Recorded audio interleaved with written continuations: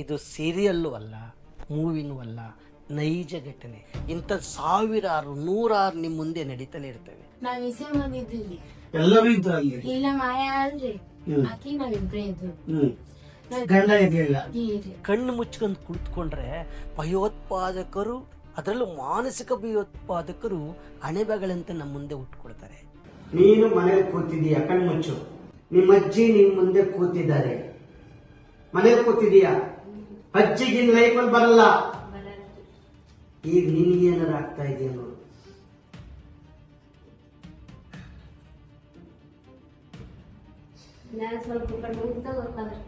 ಅಲ್ಲಿ ನೋವುತ್ತೆ, ಅದು ಬಿಟ್ರೆ ಮೈ ಮೇಲೆ ಬಂದಂಗೆ ಕಾಲು ನೋವುತ್ತೆ. ಆಮೇಲೆ ಈಗ ಎಲ್ಲಿ ನೋವುತ್ತೆ ಅಲ್ಲಿ ಕೈ ಹಿಡ್ಕೊ. ಒಂದು ಸಣ್ಣ ಕಿಡಿಯನ್ನ ಹಚ್ಚಿ ನಿಮ್ಮ ಸುತ್ತಮುತ್ತ ಇಂಥ ಘಟನೆಗಳು ನಡೆದಾಗ ನಮಗೆ ತಿಳಿಸಿ. ಲೈಂಗಿಕ ಕ್ರಿಯೆಯ ಬಗ್ಗೆ ಕಿಂಚಿತ್ತೂ ಅರಿವಿಲ್ಲದ ಆ ಹುಡುಗಿಯನ್ನ ಕೌನ್ಸಿಲಿಂಗ್ ಮಾಡಲಾಗುತ್ತದೆ. ಸೈಕ್ಯಾಟ್ರಿಸ್ಟ್ ನೊಡನೆ ಮಾತನಾಡಿದಾಗ ಕೆಲವೊಂದು ವಿಚಾರಗಳನ್ನ ಆಕೆ ಹೊರಹಾಕುತ್ತಾಳೆ.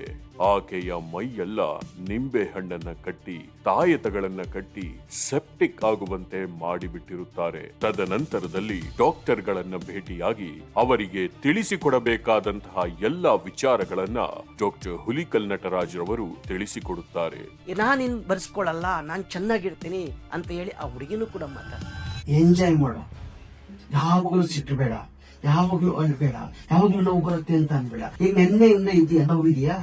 ಅಷ್ಟಿಲ್ರಿ. ಕಡಿಮೆ ಆಗ್ತದೆ. ಇನ್ನ ದೇವ್ರಿಗೆ ಹೇಳು, ಇನ್ಮೇಲೆ ನನ್ ಕಡಿಮೆ ಆಗ್ಲಿ, ಎಲ್ಲ ಕಣ್ಮುಚ್ಚು, ಕಡಿಮೆ ಆಗ್ಲಿ, ಕಡಿಮೆ ಆಗ್ಲಿ, ಇನ್ನೇನು ಬರಲ್ಲ, ಇನ್ನೇನು ಆಗಲ್ಲ, ಇನ್ನೇನು ಬರಲ್ಲ, ಇನ್ನೇನು ಆಗಲ್ಲ. ನಗ್ತಾ ಇರ್ತೀನಿ, ಗಂಡನ ಜೊತೆ ಇರ್ತೀನಿ, ಮಕ್ಕಳ ಜೊತೆ ಇರ್ತೀನಿ, ಅಂದ್ರೆ ಎಲ್ಲರ ಜೊತೆ ಇರ್ತೀನಿ. ಎಲ್ಲ ದೇವ್ರು ಮಾಯಮ್ಮ ಮಾಡಿಸಿದ ಕಲ್ಲೂರ್ ನಿಂಗಪ್ಪ, ನೀನೇ ಅಪ್ಪ ನನ್ನಪ್ಪ. ನನಗ ಯಾವಾಗೂ ಬರಬಾರ್ದಪ್ಪ, ಸಂಚಾರ ಆಗ್ತೈತಿ ನೆನ್ಸ್ಕೊ. ಈಗ ಅಜ್ಜಿ ಮನೇಲಿದ್ದಾಗ ಹಾಗೆ ಆಗ್ತಾ ಇದ್ರು ಕೂಡ ನೀನೇನಾರ ಆಗುತ್ತೆ ನೋಡು. ಅರ್ಥ ಆಗ್ತೀಯ? ಖುಷಿಯಾಗಿರ್ತೀಯ? ಖುಷಿಯಾಗಿರ್ತೀಯಲ್ಲ? ಯಾಕೆ ಅವ್ರು ಹಂಗ ಮಾಡಂದ್ರಿ ನನಗೆ ಇದೇ ಬೇರೆ ಅಷ್ಟೇ ಇರ್ತದೆ. ಅವ್ರು ಹಂಗ ಮಾಡ್ತಾರೆ. ಈಗ ನೋಡಿ ನನ್ ಮೈಯಿಂದ ಅವ್ರು ತಗೋತೀನಿ ಹ್ಯಾಂಗ ತಗೋತಾರಿ. ಇವಳ ಮೈನಲ್ಲಿ ನೀವ್ ಹೆಂಗ್ ತಗೊಳಕ್ಕಾಗತ್ತೆ? ನೀವು ಅದನ್ನ ಮಾಡ್ಲಿಲ್ಲ ಅಂದ್ರೆ ಇವಳಿಗೆ ಏನು ಆಗಲ್ಲ. ಅದನ್ನ ಮಾಡಿದ್ರೆ ಇವಳಿಗೆ ತೊಂದರೆ ಆಗತ್ತೆ, ಲೈಫ್ ಅಲ್ಲಿ ಮಕ್ಕಳಾಗಲ್ಲ. ನನಗ ಅದೇ ಚಿಂತೆ ಇರ್ತದ್ರಿ. ನನ್ ಮೈಯನ್ನ ಹ್ಯಾಂಗ ತಗೋತಾರೆ, ನನ್ ಮೇಲೆ ನನ್ಗೆ ಅಟ್ಟೆ ಇರ್ತದ್ರಿ. ಹಾ ರೀ, ಇವ್ರ ಮೈಯ ಹ್ಯಾಂಗ ತಗೋತಾರಿ ಅದು. ಈಗ ನೋಡಿ ಅವ್ರು ಕೇಳೋ ಪ್ರಶ್ನೆ, ನನ್ನ ಮೈಯಲ್ಲಿರೋದು ಹೆಂಗ್ ತಗೋತಿದ್ರಿ ನೀವು? ತಗೊಳಕ್ ಆಗಲ್ಲ. ಇನ್ನು ಮೇಲೆ ನೀವು ಮನೇಲಿ ಆತರ ಮಾಡಿದ್ರೆ, ಆ ರೀತಿ ವರ್ತಿಸಿದ್ರೆ ಇವಳ ಲೈಫ್ ಲಾಂಗ್ ಅಲ್ಲಿ ಜೀವನದಲ್ಲಿ ಮಕ್ಕಳಾಗಲ್ಲ. ನೀವ್ ಹೇಳಿ, ನಿಮ್ಮ ಮೊಮ್ಮಗಳು ಚೆನ್ನಾಗಿರ್ಬೇಕಾ ಬೇಡ?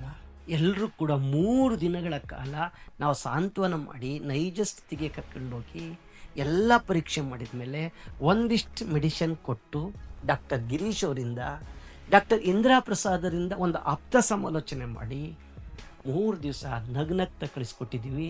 ಖುಷಿಯಾಗಿ ಹೋಗಿದ್ದಾರೆ ಆ ಕುಟುಂಬ.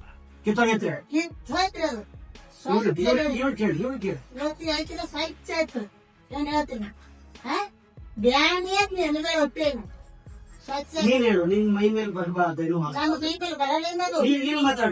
ನೀವ್ ಹೊಲಕ್ ಹೋಗಿ ಚಂದನ ಅದೇ ರೀ ಅದೇ ಅದೇ ಮಾಡ್ಕೊಂಡ್ ಕೂತ್ರ ಸರಿ ಹೋಗುದಿಲ್ಲ. ಈಗ ಇಲ್ಲೇ ತೀರ್ಮಾನ ಹೇಳು. ನೀವು ಒಂದೇ ಮೈ ಹೋಗಿ ಮಾತ್ ಹಂಗ ಮಾಡ್ತೀನಿ ನನಗ್ ಮಾಯ ಬರ್ತಾರ ಹಿಂಗ ಅಂತಂದ್ರ ಆಯ್ತ ನೋಡಿ. ಇಬ್ಬರಲ್ಲಿ ತೀರ್ಮಾನ ಮಾಡಿ. ಮೈಯ ತಗೊಳೋದಿಲ್ಲ. ನಾನ್ ಬ್ಯಾನ್ ನಾನೇ ತಿಂತೀನಿ, ನಿನ್ ಬ್ಯಾನ್ ಹಿಡಿತೀನಿ. ನನ್ ಬ್ಯಾನ್ ನೀನ್ ತೊಗೊಳಕ್ ಹೋಗ್ಬೇಡ.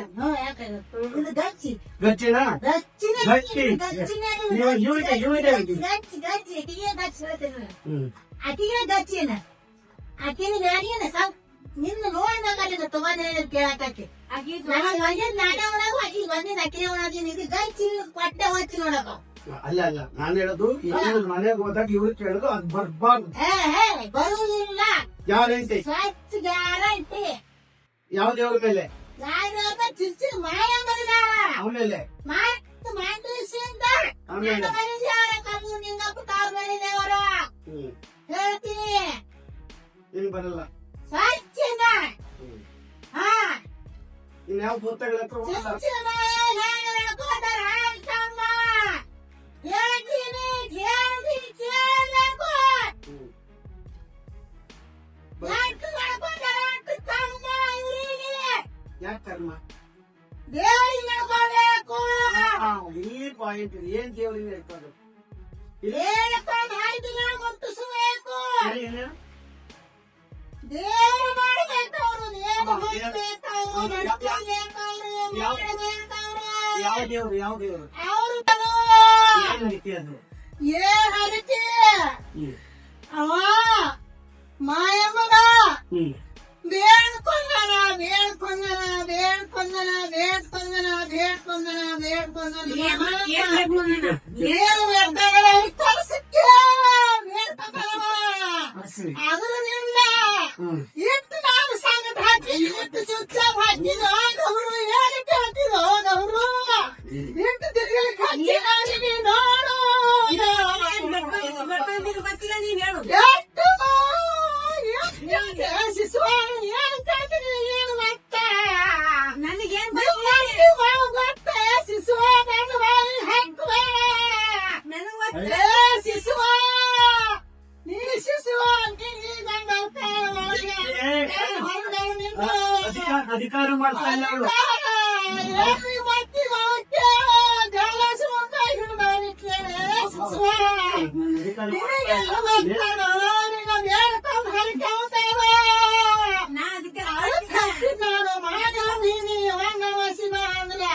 ಹನ್ನೆರಡು ವರ್ಷ ಬರುವುದು ನೀವು ನನ್ನ ಗಂಡು ನಗತ್ತು ತಗೊಳ್ಳೋದಿಲ್ಲ ನಾನು ಶಿಶು ಕೆಲಸ ಮಾಡ್ಕೊಳ್ಳಕತ್ತೀರಿ ಅದಕ್ಕಾಗಿತ್ತು ಈಸ್ಪಿನ ಹೊಟ್ಟೆ ಕಟ್ಟಿದ್ರು ಕಣ್ಣು ಕರಿಯನ್ನು ಕಟ್ಟಿದ್ರು ಕಣ್ಣನ್ನು ಕಟ್ಟಿದ್ರು ನನಗ ಕರಿಯಲ್ಲಿ ಈಗ ನಿಜವಾಗಿ ನಾನು ಇದು ಹೇಳ್ಕತ್ತೀನಿ ನೋಡು 3 ವರ್ಷ ಕಟ್ಟಕ್ಕೆ ನನಗ ಇಟ್ಟು ಈಗ ಎಷ್ಟ ದಿನ ಆಗಿಲ್ಲ ಈಗ ಬಂದು ನಾ ಬರೀ ತಳ್ಕೊತೀನಿ ನಾನು ಮನೆಗೆ ಏನದ ಅದನ್ನ ಮುಂಗಾಗಿರೋ ಕೇಳಲೆ ನಾನು ಹೊಟ್ಟೆ ಬ್ಯಾನ್ ಆಗ್ಬಾರ್ದು 3 ದಿನಗಳ ಕಾಲ ಸುದೀರ್ಘವಾಗಿ ಅವರ ಚಿಕಿತ್ಸೆ, ಕೌನ್ಸಿಲಿಂಗ್ ಪ್ರತಿಯೊಂದು ನಡೆಯುತ್ತದೆ.